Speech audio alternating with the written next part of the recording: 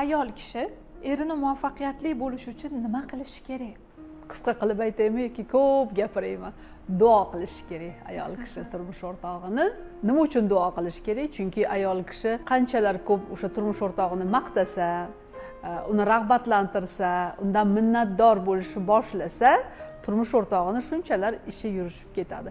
Bu dunyoda aslida hamma omadli.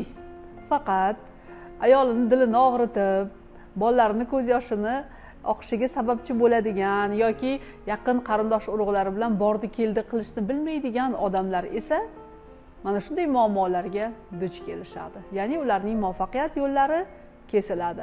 Shunday holatda albatta turmush o'rtog'iga, ota-onasiga yaxshiliklar qilib, qarindosh urug'lariga ham hech bo'lmaganda yaxshi so'zini aytishni o'rgansa, uning muvaffaqiyat kalitlari har doim ochiladi va yo'llari ravon bo'ladi.